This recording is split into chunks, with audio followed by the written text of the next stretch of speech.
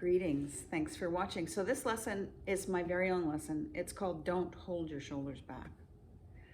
So there are cultural admonitions about how to have good posture, and they have to do with squeeze your shoulders back, drop your shoulders down, pull your shoulders down, pull your shoulders together. And that simply creates a tug of war between the muscles in the chest and the muscles in the back that creates compression in the body.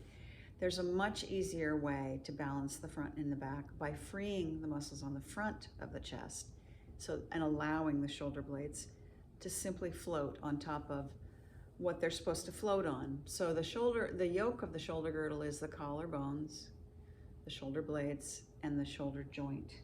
Here's a little bit of anatomy. So here we see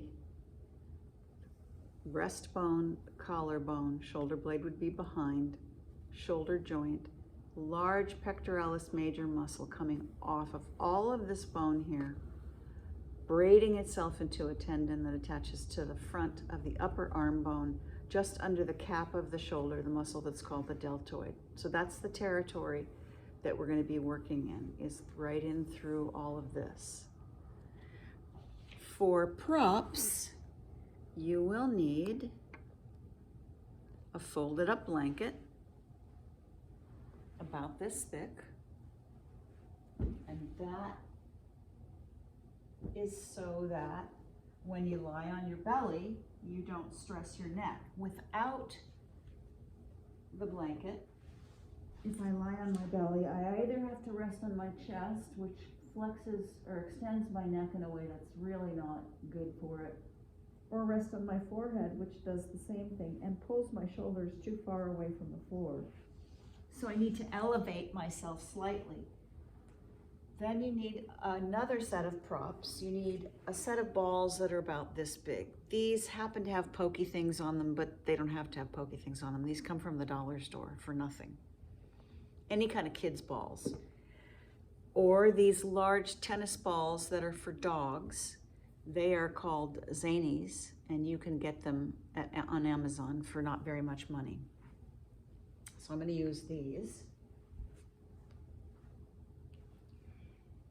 And you're going to lie down with the blanket edge at about this level, just a little bit higher than nipple level, so that you have room for the balls. And I'm going to nestle the balls right up against my collarbone, not down in the meat yet, but up against the collarbone.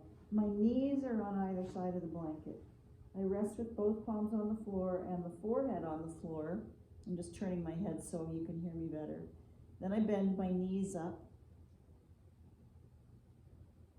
And just breathe into the support of the balls underneath my chest. I can feel the lip of my collarbone on either side. And then I start to let my feet drop to the right and to the left as my head rolls opposite, so that I can begin to actually roll myself side to side on top of the balls. It requires some adjustment as you go, widening the balls, narrowing the balls, making sure they're in the right place.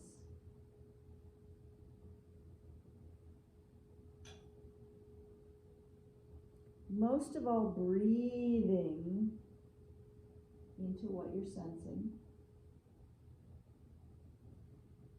The Zanies dog balls may be too firm for some of you, so you may want to start with something from the dollar store or something that your kids have. Then you're going to move the balls out so that they're more near the shoulder joint, so that you can really begin to roll over that muscular attachment by raising your arm up on the floor so that the ball is under the front of your armpit. And then you just continue rolling with that arm long, rolling and resting.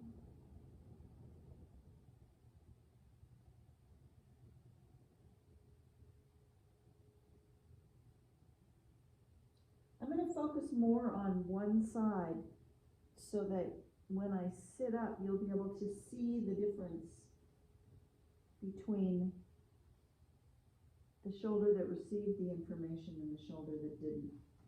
Don't ignore your collarbones. They have a lot to do with the freedom in the upper chest.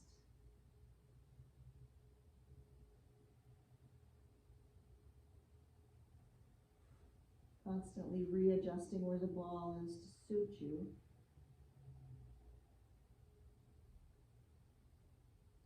If this weren't a video, I would probably take a lot more time with this, but you got the general idea. So now, let's see what the difference between my two shoulders is. Well, number one, look how much lower this one is. Number two, look at how much wider it is.